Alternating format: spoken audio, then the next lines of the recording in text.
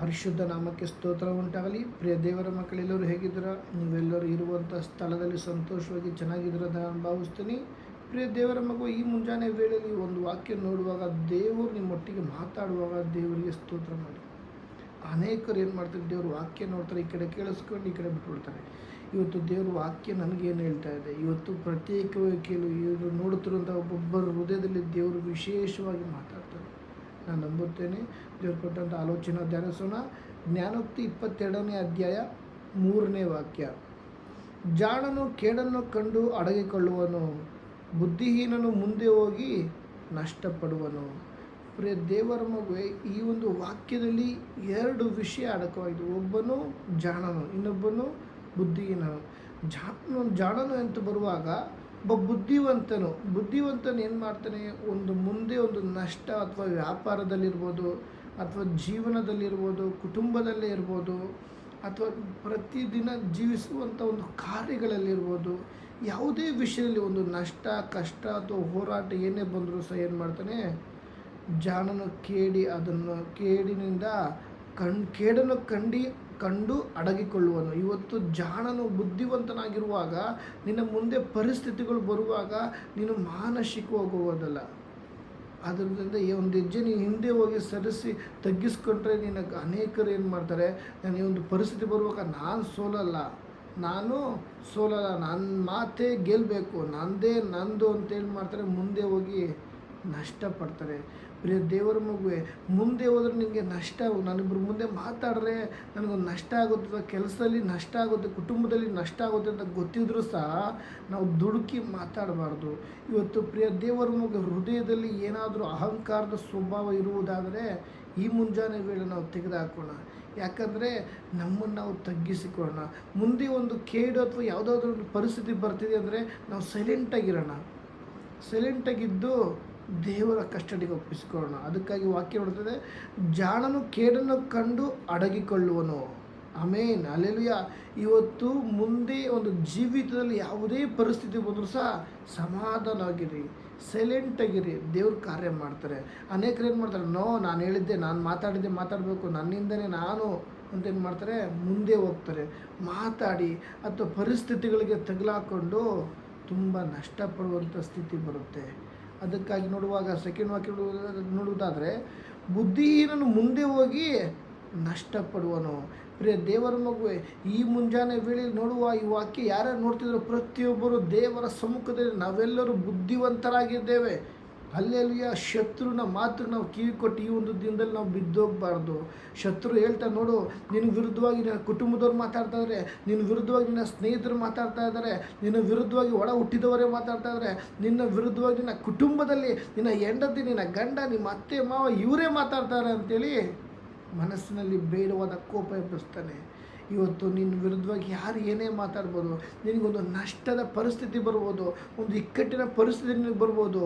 ಇವತ್ತು ಒಂದು ಹೆಜ್ಜೆ ನೀನು ಹಿಂದೆ ಹೋಗಿ ಸೈಲೆಂಟಾಗಿದ್ದರೆ ಅದು ನಿನಗೇನು ನಷ್ಟ ಆಗೋದಿಲ್ಲ. ಪ್ರಿಯ ದೇವರ ಮಗುವೆ, ಇವತ್ತು ನೀನು ಜಾಣನಾಗಿ ಕೇಡನ್ನು ಕಂಡು ಅಡಗಿಕೊಳ್ಳುವುದೇ ಆದರೆ ನಿನ್ನ ಜೀವಿತದಲ್ಲಿ ಬಲವಾದ ಕಾರ್ಯನ ದೇವರು ಮಾಡ್ತಾರೆ. ಯೆಹೋವನು ನಿನ್ನ ಜೀವಿತದಲ್ಲಿ ಕಾರ್ಯ ಮಾಡುವಾಗ ಪ್ರಿಯ ದೇವರ ಮಗುವೆ, ಶತ್ರು ಹೆದರಬೇಕು. ನೋಡಪ್ಪ, ನಾನು ಇವ್ರ ಕುಟುಂಬದಲ್ಲಿ, ಇವ್ರ ಜೀವಿತದಲ್ಲಿ ಹಿಂಗೆಲ್ಲ ನಷ್ಟ ತಂದೆ, ಈ ರೀತಿಯೆಲ್ಲ ಪರಿಸ್ಥಿತಿಗಳು ತಂದೆ, ಆದರೆ ಇವರು ಸೋತೋಗಿಲ್ಲ. ಹಲ್ಲೆಲೂಯಾ. ಇವತ್ತು ನೀನು ನಂಬಿರುವುದು ಸಾಧಾರಣವಾದ ವ್ಯಕ್ತಿಯನ್ನಲ್ಲ, ಒಂದೇ ಒಂದು ಮಾತಿಂದ ಭೂಮಿ, ಆಕಾಶ, ಈ ಗಿಡ ಮರ ಇವೆಲ್ಲವನ್ನು ಉಂಟು ಮಾಡಿದ ದೇವರನ್ನ, ಆತನೇ ನನ್ನ ಕರ್ತನಾದ ಯೇಸು ಕ್ರಿಸ್ತನಾಗಿದ್ದಾನೆ. ಪ್ರಿಯ ದೇವರ ಮಗುವೆ, ನೀನು ಈ ಮುಂಜಾನೆ ವೇಳೆಯಲ್ಲಿ ಯೇಸು ಕ್ರಿಸ್ತನ ನಂಬಿರುವಾಗ ನೀನು ಬುದ್ಧಿವಂತನು, ನೀನು ಈ ವೇಳೆಯಲ್ಲಿ ಬಲಶಾಲಿಯಾಗಿದ್ದೀಯಾ. ನೀನು ಈ ವೇಳೆಯಲ್ಲಿ ಹೇಳಿತನ ಆತ್ಮ ನಿನ್ನಲ್ಲಿಲ್ಲ. ಆ ಒಂದು ಧೈರ್ಯ ನಿನಗಿರಬೇಕು. ಎಂಥ ಪರಿಸ್ಥಿತಿ ಬಂದರೂ ಸಹ ನಾವು ಈ ವೇಳೆ ಜಾಗರೂಕನಾಗಿರೋಣ. ಸುಮ್ಮನೆ ದುಡುಕಿ ಮಾತಾಡಿದ್ರೆ ಪರಿಸ್ಥಿತಿಗಳು ಸರೋಗೋದಿಲ್ಲ. ಕೆಲವು ಸಮಯದಲ್ಲಿ ನಾವು ಸೈಲೆಂಟಾಗಿರಬೇಕು.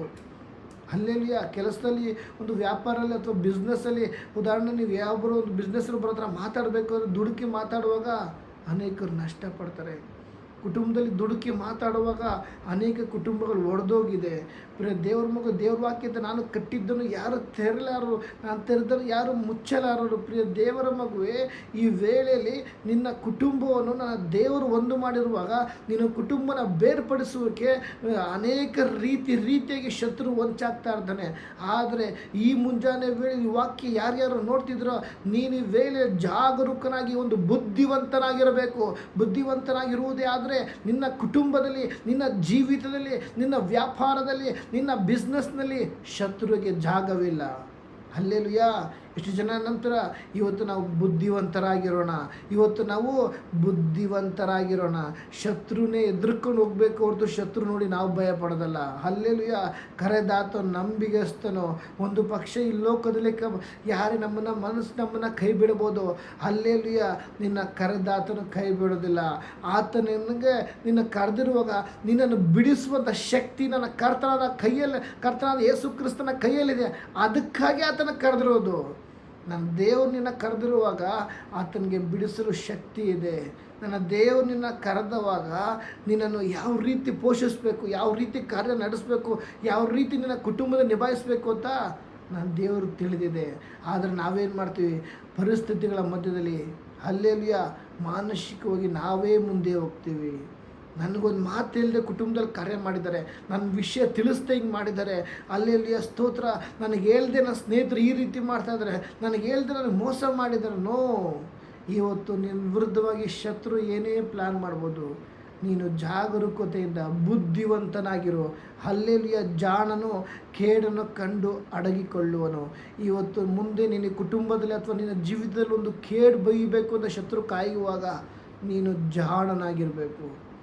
ಒಂದು ಹೆಜ್ಜೆ ಹಿಂದೆ ಹೋಗಿ ಸೈಲೆಂಟಾಗಿದ್ದರೆ ಏನು ಕಳ್ಕೊಂಡಿಲ್ಲ. ಮುಂದೆ ಹೋಗಿ ನಷ್ಟಪಡೋ ಬದಲು ಸೈಲೆಂಟಾಗಿದ್ದು ದೇವ್ರ ಕಾರ್ಯ ಮಾಡುವುದನ್ನು ಸುಮ್ಮನೆ ನಿಂತು ನೋಡೋದು ಒಳ್ಳೆಯದಲ್ವಾ. ಹಲ್ಲೆಲೂಯಾ. ಅನೇಕರು ಏನು ಮಾಡ್ತಾರೆ, ಬುದ್ಧಿಹೀನರು ಮುಂದೆ ಹೋಗಿ ನಷ್ಟಪಡ್ತಾರೆ. ನಾನು ಸರಿ ಮಾಡ್ತೀನಿ, ನಾನು ಮಾತಾಡ್ತೀನಿ, ನನ್ನಿಂದನೇ ನನ್ನ ಮಾತವ್ರು ಕೇಳ್ತಾರೆ ಅಂಥೇಳಿ ಅನೇಕರು ಹೋಗಿ ಮಾತಾಡಿ ಬಿಸ್ನೆಸ್ಸಲ್ಲೇ ಇರ್ಬೋದು, ಕೆಲಸದಲ್ಲೇ ಇರ್ಬೋದು, ಅಥವಾ ಯಾವುದೋ ಒಂದು ವ್ಯಾಪಾರದಲ್ಲೇ ಇರ್ಬೋದು, ಕುಟುಂಬದಲ್ಲೇ ಇರ್ಬೋದು. ನಮ್ಮ ಅತ್ತೆ ನನ್ನ ಮಾತು ಕೇಳ್ತಾರೆ, ನಮ್ಮ ಮಾವ ನನ್ನ ಮಾತು ಕೇಳ್ತಾರೆ, ನನ್ನ ಹೆಂಡತಿ ನನ್ನ ಮಾತು ಕೇಳ್ತಾರೆ ಅಂಥೇಳಿ ದುಡುಕಿ ಮಾತಾಡ್ತಾರೆ. ಹಲ್ಲೆಲೂಯಾ.